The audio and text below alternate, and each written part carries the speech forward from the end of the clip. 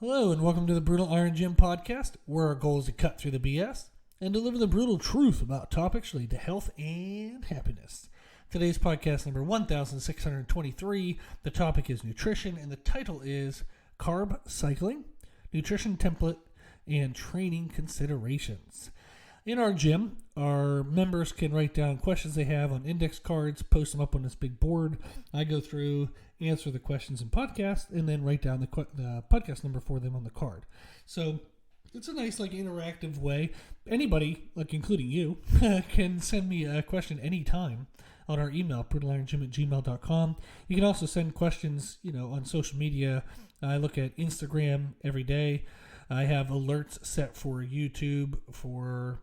I don't even know what all they are. All the ones that we're on. I get an alert if somebody sends me a message. So you can always reach out through that. And then WhatsApp is a lot of ways international people reach out. So if you use WhatsApp, you can reach out on that. The phone number for the gym is 412-303-8663. And you can just reach out on WhatsApp. But however you need it, if you have a question, I'm happy to help. So this question is, what was written on the card is carb cycling for fat loss, diet and training considerations. So we're going to go ahead and do that. Now, if you notice, I changed the name of it a little bit. I have nutrition template in training considerations because diet, the way I like to use the word diet, is just a structured way of eating, meaning that whether somebody's eating in a structured way to lose body fat. That's typically what we think of a diet. But you could be eating in a structured way to maximize strength gains. You could be eating in a structured way to maximize muscle tissue gains, performance, So really any structured way of eating is a diet. But I understand that most people assume the word diet means fat loss. So I wanted to be a little careful and not make everybody think that this podcast is only for fat loss when it's not. So we're going to talk about carb cycling because you can actually use carb cycling to gain muscle tissue, to gain strength, to improve performance while minimizing body fat. So you can use it as just a clean way to eat, regardless of what your goals are. So the basic principle of carb cycling. Carbs are, if we think about our macronutrients, what our food is made of, it's dietary fat, carbohydrates, protein, and then water. Nobody usually talks about water because it doesn't have any calories. So everybody pretty much talks about dietary fat, carbs, and protein. So carbs give you energy. If you mismanage your carbs and you overeat them, then you have potential to cause stored body fat. Now that's the same as if you mismanage and overeat dietary fats as well. So it's not that carbs are bad for you. It's just that people tend to overeat carbs because they taste really good. So it's because people have poor self-control that carbs have gotten villainized, not because carbs are actually bad. But what we typically do if you're looking at carb cycling is you have more carbohydrates on days you're more active, and you have less carbohydrates on days you're less active. Kind of makes sense, right? So if every day I get back from driving my car, I want to have my car empty.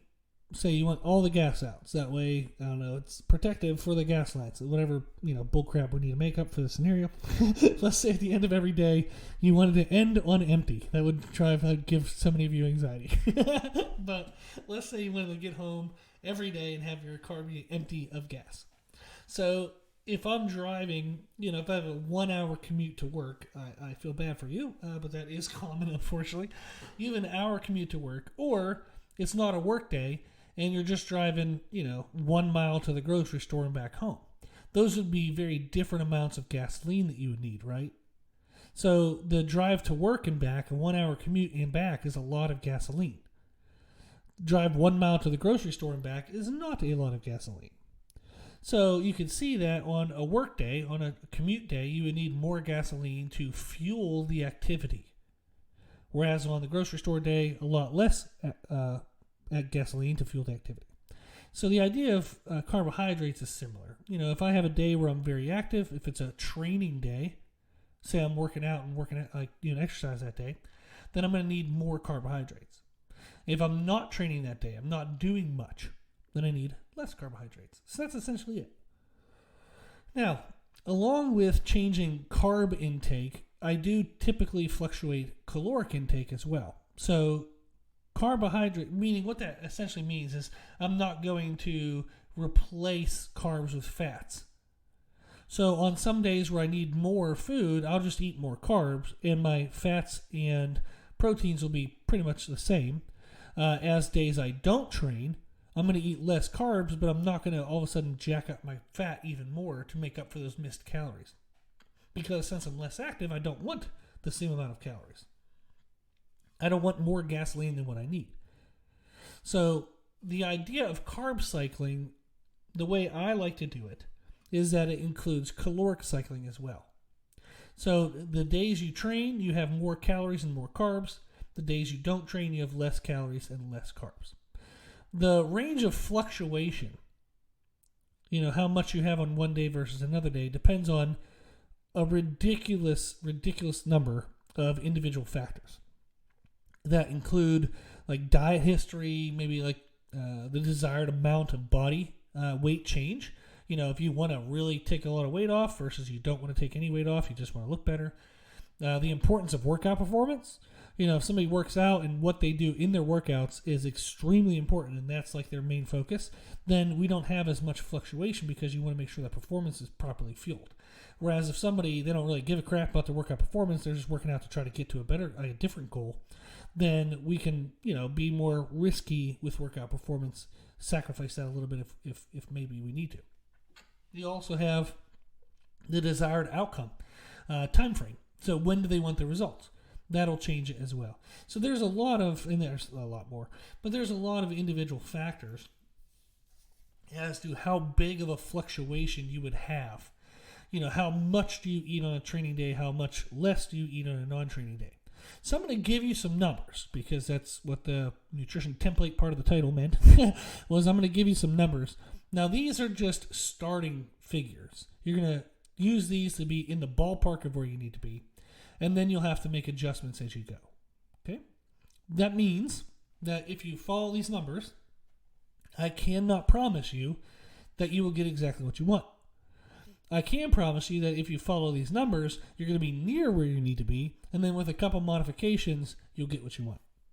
And those modifications, I can't, give you all of them because there's almost an infinite list of things that you would consider when trying to figure out the right calorie number for somebody.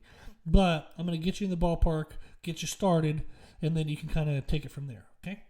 So, for training days, we typically would want our calories to be body weight times 13 to 15. Now, we're going to be using what will be considered a lean body weight. And this can be, there's a million ways to term this. Some people will say ideal body weight. There's a lot. But let's say, for example, that you weigh 220 pounds, but you would like to weigh 180. We'll say 180 pounds, you're like, I think I would look good, I would feel good. I'm not going to be like 0% body fat, veins everywhere. I just want to live there. So what is a weight that you would think would look good and you want to live at that weight? You're not trying to look amazing for one day, beach trip weekend or something like that. It's just I think I would be happy at that weight if I looked good and I was lean and, excellent. So that's what we want to think of. So you use that body weight, multiply it by 13 to 15. Now, if it's drastically different, let's say that what you weigh 220 and you want to weigh 160. That's quite a bit. If you think of body fat, body weight percentage, that's a very large percentage of weight change. So if I'm going from 220 to 160, I might want to go from 220 to 180 or 190 first, see what those numbers feel like, and then start pushing down to 160. So if I weigh 180 and I want to be 130, that's a significant portion of body weight change. So I might go from 180 and I might use the math of 160. See how that feels, experience the diet. As I would lose some body fat, I might then rearrange my numbers, recalculate at 140, then recalculate at 130. So you kind of walk your way down there.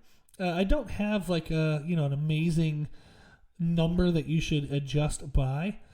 So in general, you could think of it as 10-ish%, 10 to 20%. So if I weighed 200 pounds and I want to be 160, that would have been 20% weight change. Maybe I'll do a 10% weight change first, then another 10% weight change. So hopefully I'm not losing everybody. But the idea is to use a body weight closer to where you want to be, not your current body weight. If you have a significant amount of body fat. Now, if you're say at 15% or less of body fat, then you could probably just use your current body weight. But if you're over 15% body fat, you probably want to use a lower number, because our body fat, fat on our body, doesn't really need calories to stay alive. Muscle tissue does, and all of our organs and all of our other things. So we want to eat to fuel our organs, our muscle tissue, and general healthiness, but we don't need to eat for our body weight if a significant portion of our body weight is body fat. Body fat doesn't require calories to stay alive. Hell, we don't even want it to stay alive. So we don't want to feed our fat. We want to feed the lean body that's underneath the fat. That's kind of one way of thinking of it. So for training days, you would have your lean body weight, ideal body weight, whatever you want to call that, times 13 to 15. That would be generally a pretty good range to start for calories. Protein should be between 0.6 to 1 gram per pound of lean mass. So if you do, kilograms and all that, you got to modify that a little bit math-wise. Or you can just do Google Translate or Google whatever the heck the measurement is, where it just changes it from pounds to kilograms for you.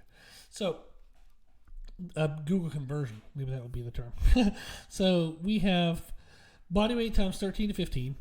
And again, that's ideal body weight. Protein should be between 0.6 to 1 gram per pound of lean mass. Now, if you work out pretty often, say 3 to 4 or more times a week with heavy weight training, you're going to be closer to that 1 gram per pound. Absolutely. If you train like an absolute beast and you do a lot of bodybuilding type stuff, high volume, 4, 5, 6 days a week, you might even go up to 1.25 grams per pound of lean mass. But that's generally a pretty good range. If I had to throw a blanket statement out there, I would say that most people should be between 0.8 to 1 gram per pound of lean mass. Okay? Now, there's a lot of individual components there. It depends on workout intensity, workout type, the strength of the individual. Stronger people can create more muscle damage when they work out, so therefore they need even more protein. So there's a lot of individual factors, but if you're somewhere between 0.6 to 1.25, you're at least in the, at least playing the right sport. And then if you're, 0.8 to 1 gram, that's probably you're in the ballpark now, that kind of thing. Then the next thing we look at is distribution. So when do we have our calories and protein? I typically start people with what I call thirds. So if you divide your day into 3 sections, and this is the part that you're awake for. So divide your waking part of the day into 3 sections of around 5 to 6 hours. Okay, 5 to 6, 5 to 7 hours, somewhere in there. So the first 5 to 6 hours, you want to have 1/3 of your calories and protein for the day. The second 5 to 6 hours, have a second 1/3 of your calories and protein. And then the final 1/3 of the day, have the final 1/3 of your calories and protein. So it just kind of spreads it out evenly throughout the day. So that's thirds. If you're good at that, then what we tend to move to is half, quarter, quarter. And what that is the 5 to 6 hour block of the day that contains your weight training. Or if you do, hopefully, resistance training, that contains your exercise, you would have half of your calories and protein. Then in the other thirds of the day that are left, the other 2 1/3, you would just have a quarter of your calories and protein. Once you get through that, you're pretty good. So for most people, that's how we would set it up. Calories is ideal body weight times 13 to 15 for training days. Protein is somewhere between 0.8 to 1 gram is typically the best little narrow window. And then distribution, you start with thirds. And then once you're good at that, you go to half, quarter, quarter. Now, carbohydrates. So we have everything set up now, at least for calories, protein, and distribution, because they're the most important. Then if we look at carbohydrates. On training days, and all of this is super variable, so stick with me for a second, is we're going to have around 2 to 3 times your lean body weight, your ideal body weight, in carbohydrates. And I'll have them significantly even higher for people who are already lean and or have a high activity level. So if you weigh 150 pounds, you would have 300 to 450 grams of carbohydrates on a training day. If you weigh 200 pounds, you would have 400 to 600 grams of carbohydrates. And yes, I'm picking numbers that are easy for me to do math in my head. If you weigh 167, good luck to you. No, you just got to use a calculator. So grams of carbs are typically somewhere between 2 to 3 times your lean body weight.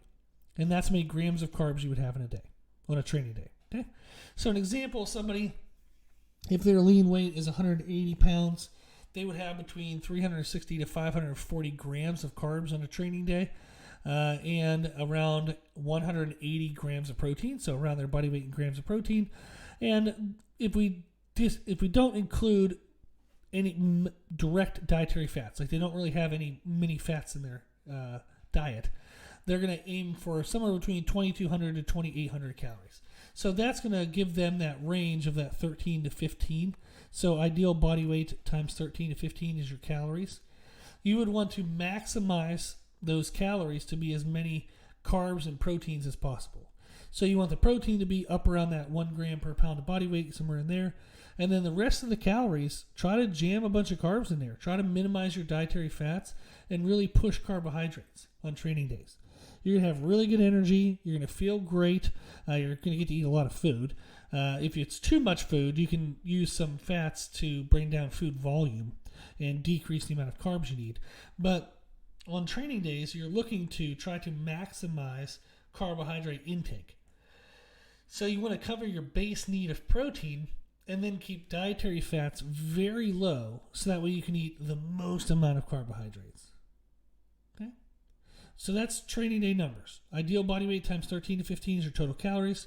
Your protein is around 1 gram per pound, somewhere around there. And your distribution is going to be thirds to half, quarter, once you get used to thirds. And then how you make up your calories is you have the amount of calories that are allocated to the protein, then the remaining amount of calories should be as much carbohydrates as possible. Okay? Then, on non-training days, your calories should be around body weight times 11 to 13, so a little bit lower. This is going to get that caloric cycling. So on training days, we have it a little bit higher. On non-training days, a little bit lower. Protein stays the same. Distribution stays the same. And then carbohydrates typically have people aim for less than 1 gram per pound of lean body weight. So it depends on the individual, their nutrition habits, their tolerances, what their activity levels are, their leanness. There's a lot of factors. But typically our carbohydrates on a non-training day should be less than 1 gram per pound of lean body weight. So again, if a person weighs 180 pounds in the example, they would have 180 grams or less of carbohydrates, along with their 180 grams of protein, that 1 gram per pound of body weight, and then the rest should be dietary fats. You fill in the rest of the calories with dietary fats to ensure you're hitting that calorie target of lean body weight times 11 to 13. So on non-training days, carbohydrates are minimal. They don't have to be non-existent. They just have to be minimal. You fill in the rest of the calories with dietary fats. Okay? What this is going to do is it's going to help you eat less on non-training days, and it'll help control your calories, and it helps in the sense to promote more body fat being used for fuel because you have less carbohydrates coming in, which convert to glucose, which your body prefers to use rather than breaking down body fat for energy. So the idea of carb cycling is it gives you easy fuel on training days, what your body loves to be fueled with on training days, so you can have great training days. But on non-training days, you bring the carbohydrates down very low, and then that forces the body to have to break down stored body fat and kind of use stored body fat more for energy on those days. Okay? So that's pretty much the breakdown. That gets you in the ballpark. So training days, calories are ideal body weight times 13 to 15. Non-training days, ideal body weight times 11 to 13. Protein is the same on both days. We said somewhere around 1 gram per pound of lean body weight. Distribution is the same on both days. You start with that thirds distribution. Then if you can, you work to half, quarter. Then carbohydrates, on training days, your carbohydrates should be 2 to 3 times your lean body weight, maybe even more. On non-training days, it should be less than 1 times your body weight and maybe even less. Okay? Now, the adjustments that we would make on this, they're highly variable. There's a lot of adjustments, which is why I have a job. I try to make it as simple as I can, but some of these things aren't simple. Dadgummit. So it makes it a little bit harder for me. But some of the adjustments we'll make is more muscle gain. If you want more muscle, you're more concerned with gaining muscle mass than you are with body fat loss, then you can push your calories higher on training days. So we said that the range is body weight times 13 to 15. If you start at body weight times 15 and you get good results, but you're not getting great results, and I'll explain that in a second how you can tell, you might have to go body weight times 16, body weight times 17. So you might have to start pushing the calories on training days up to a point where you're like, dadgummit, I can't possibly eat anymore. Then you have to start bringing your calories of your non-training days up. But you want to increase training days first if your goal is more muscle mass. Okay? What you should be aiming for is every 4 weeks, you would be wanting to gain maybe around 2 to 4 pounds. And that would be if you want to lose a little bit of body fat on the way. You don't want to gain any body fat along the way. You want muscle, some muscle, but you don't want any unnecessary extras. You don't want body fat gained with it, and you don't want to completely shut down any body fat loss. So you're aiming for maybe 2 to 4 pounds gained in 4 weeks. Now, this is highly variable. I have some people where their body weight doesn't change at all, but they're definitely building muscle and they're definitely losing fat. So their goal is muscle gain, but we also have equal amount of fat that we got to lose. So we kind of are using like the focus to be 50-50. So if you're focusing more towards muscle gain, like 70-30, 80-20, 90-10, then you should be aiming for 2 to 4 pounds gained every 4 weeks. If you are super lean, you can push more for 4 to 6 pounds gained every 4 weeks. Okay, you do that for around 12 to 16 weeks, and then you probably want to like stop and kind of hold your body weight there and let that kind of firm up for roughly about half that time. So if it took you 12 weeks to get there, it'd take about 6 weeks to kind of hold that weight. Now, if your goal is more fat loss, so we said instead of it being 50-50, where you want to build some muscle and lose some fat, maybe you're pushing more towards fat loss, 60-40, 70-30, 80-20, 90-10, whatever that intensity might be, but you want more and more fat loss. You want to decrease the calories on non-training days first. Then you want to start decreasing calories on the training days. I would decrease the calories on non-training days down to body weight times 11. Once you're at that caloric range, it's probably not great to go too far below that on non-training days, so I would start to bring my training days down. What would happen is if you start to feel low energy for your workouts, then you've probably pushed enough. You don't need to push anymore, like pushing the calories down.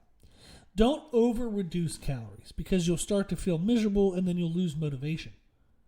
So there is a general rule, like a success mindset. And this is like a hard, fast rule. It's just something to think of. If you have the right mindset for success, you would have thirds. 1/3 of your days are going to be great days. You're fired up, motivated, crush the world. 1/3 of your days are going to be, they're okay days. You're doing what you need. It's not the end of the world. You're not super excited this day, but it's not, the worst thing ever. You're okay. Then 1/3 of your days are going to be like, I really don't want to do this. This is bull crap. I'm tired. I'm miserable, but I got to do it anyhow because I want the outcome. That's a typical success mindset. That's a mindset that if you're pushing yourself and you're trying to control food, training, sleep, stress control, all those things, that you're going to be pushing your body to uncomfortable places because you want it to change, you want it to improve, you want it to continue to grow. So there are going to be days where your body's grumpy and doesn't want to do it, but that shouldn't be every day. And you can't just feel good all the time. So your body does have to be a little grumpy because it doesn't like change. It likes homeostasis. It likes to stay the same. So if it's a little grumpy, that's kind of okay. That's normal. So how much grumpiness should we have? How much should you feel good?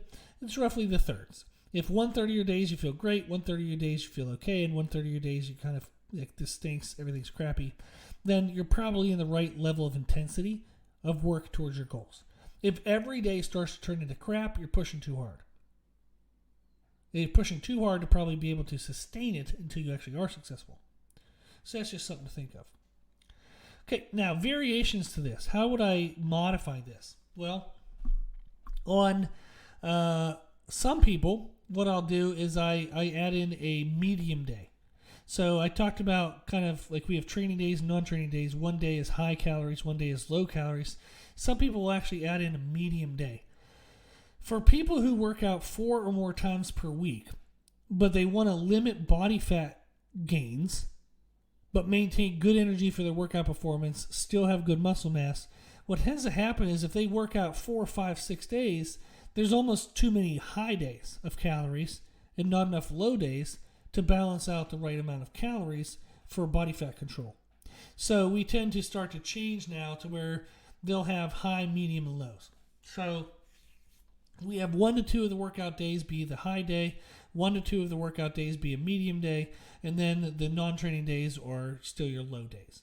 So that's kind of a way we play with it. So say, for example, somebody trains 5 days a week. I might have them do 1 or 2 days, have the normal carb intake. We talked about the 2 to 3 times lean body weight kind of carb intake. But maybe on 3 of their training days, I just have them do a medium carb intake, which would be between 1 to 2 grams of lean body weight. And then on our low days, our non-training days, we still have that under 1 gram per lean body weight. So you can use medium days to help mitigate any body fat gain.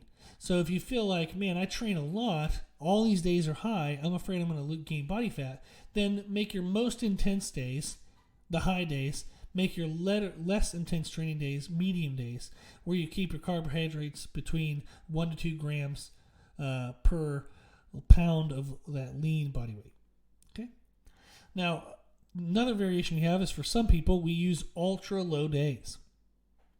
For people who want to maximize fat loss, and I do this for people who compete, sometimes we have to do a little bit closer competition to really push fat loss, is we'll use 1 day a week, a non-training day, and we'll drop their carbohydrates to as low as they can possibly get them. So I'm talking like under 50 grams, under 30 grams, under 20 grams. We drop carbs down. And we have our calories at lean body weight times 10. So this is quite a shock to the body. You have basically no carbohydrates coming in, very minimal calories, just body weight times 10. It shocks the body and it pushes extra fat loss on that day. But we go right back up out of that day the next day, so the body doesn't get too much into like a protection type mode to where like we want it to just be a quick hit. Like we hit the body with a low day, then we back out of it and it goes, what the hell was that? You know? So it doesn't feel the need to protect itself, to adapt to that because it's so quick. So don't live there because your body will start to adapt to it and make protective kind of maneuvers. So it's just a quick day. You throw in once a week, maybe once every 2 weeks, just push for a little more fat loss. Okay. Now, that is the nutritional template. To get through that in 30 minutes was actually really fast, but I realize it's pretty long already. So I want to go ahead and touch on the training considerations, though, because that was part of the question. So hopefully you're still with me. Hopefully everybody's still good to go. So we'll move on. Training considerations when you're carb cycling. If you maintain the volume of your training, what you were doing before you go into the carb cycling kind of structure, if nothing changes in your training from your growth or like your maintenance phase going into this cycling phase, then you're going to feel lower energy outside of your training. And then that can potentially lead to lower energy during your training. And then if not addressed, you could feel lowered motivation to train. So if you start to feel lowered energy outside of training, make a mental note of that. That's not a bad thing, but it's something that you want to be like, okay, I can start to feel this now. So you want to check your sleep, check your hydration, check your stress management. Try to make those maximized. Try to crush those, be perfect with those. So that way your energy doesn't continue to drop. If your energy does start to drop, where your energy starts to drop within your workouts, then you might want to start to adjust your calories and carbs on workout days and make sure they're higher. Because if you start to lose energy in your training, your motivation is going to go to crap, and you're going to start to kind of just overall fail the entire process. So if you do start to feel lower energy in your training sessions, try to improve your sleep quality, your hydration, and your stress management, and then try to eat more on training days. And if you need to, pull back even more on non-training days. But make sure you fuel your workouts. Okay? Now, if going into this dieting and adjustment, your training volume is lowered, then the intensity of what's left in your training must be absolutely maximized, 100% maximized. You need to really focus on what you're doing. You need to achieve maximal performance on it, because intensity must be increased and maximized to ensure that the workouts produce the same amount of muscle damage, which when present helps caloric burn and caloric usage during the post-workout recovery phase. So while your body's trying to recover from workouts, we want to make sure that there's still a lot that it has to recover from that helps you burn more calories. If you lessen the volume but you don't ensure the intensity stays maximized, then you're essentially actually just lowering how many calories you're using through exercise, through training, which negates the whole point of reducing your calories in nutrition. So if you reduce your calories in nutrition, but you also reduce your calories in activity, then you're not really netting anything. You're not improving. So you want to make sure that even if you decrease the volume of your training, you still have to maximize your intensity, so that way your caloric usage doesn't go down. Now, if you feel like you've already maximized your intensity and you're not sure if you're doing enough, then add really low intensity cardio, like just walking, to maintain a decent overall activity of volume. So if you have step counts, maybe you look and you're like, okay, I get about 4,000 to 5,000 steps a day. Well, when I'm starting carb cycling, if I'm going to train less often, then I might want to bump that step count up to 7,000 or 8,000. So non-intensity, very low intensity activities might need to increase in order to just maintain a decent level of activity if your training volume decreases. Okay? Now, another thing is during a cycling structure, like the way we're talking about of eating, you want to make sure that the high intensity, high damaging efforts, what you do in your training, must be succinct and maximally pinpointed to what you need. Since those types of exercises, those types of movements cause connective tissue and nervous system stress, along with the intended muscle damage. So I'm talking about like big aggressive squats, deadlifts, full body exercises, major lifts where like everything in the body is being taxed and annoyed and stressed. Okay? So those type of exercises, they cause connective tissue stress and damage, nervous system stress, along with the muscle damage that you want. So they're really, really highly demanding in respect to recovery. Since we do have a recovery capacity, we need to ensure that we don't exceed that capacity, which would lead to nagging joints and like annoyances and muscle loss even, and actually loss of motivation and quality of like life. What I mean by this is if you start eating less but you train like a maniac, you're going to feel like crap. So you have to make sure that what you do is maximally efficient and succinct. So pick your intense movements wisely, and then on other movements, you don't need to go all the way to failure. Stop a couple reps short of failure, 1 to 2 reps of short of failure. Don't let your form break down. Don't push so hard that the strain of those movements goes into other tissues. You want to stress the muscles, but you don't want something that annoys your joints. You want to be nice to your body in the other movements. Make sure you're mean to your muscles, but nice to your body. So whatever you do is a high intense big movements, push them, but make sure they're really specific to what you need. And then on everything else, stop 1 to 2 reps short of technique failure and focus on muscle annoyance. Try not to annoy your joints. Because while you're in a caloric cycling type thing, you're going to have lowered amount of recovery capacity. So you have to be very careful on what you do and what you need recovered from. Makes sense. Okay. So this is a lot of information, but I hope it was good. I hope it was what everybody wanted to know. So we gave a template for how to do nutrition for carb cycling, which includes caloric cycling.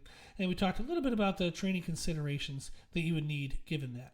Okay, hopefully that was really helpful. If you need any help structuring any of that, of course, we have our services. You can go to our website, www.brutalirongym.com. We have one-on-one coaching for nutrition only. We also have it for training and nutrition, where we would write your training program and your nutrition program to make sure they match and they're the right, kind of intensities and volumes for each other.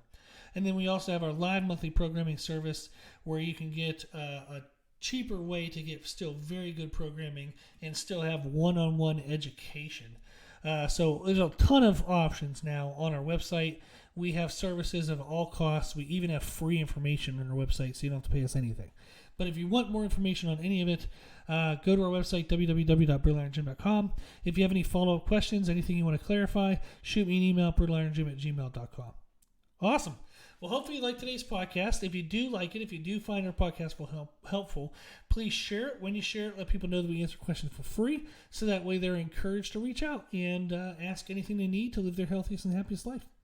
Thank you to those who donate to support the podcast. It does have a high hosting cost every year. I give an hour to it every day. I really appreciate the donations that go towards some of that cost to help make it a little bit easier for me. So thank you very, very much. If you want to donate, you can do that on our website, www.brutalirongym.com. Also, if you like the information we share in our podcast, you can find more from us on our social media channels. On Instagram, I post pretty much every day, and on YouTube a lot more than I used to. So find us and follow us under the name Brutal Iron Gym. As always, I hope this was helpful, and thank you for listening.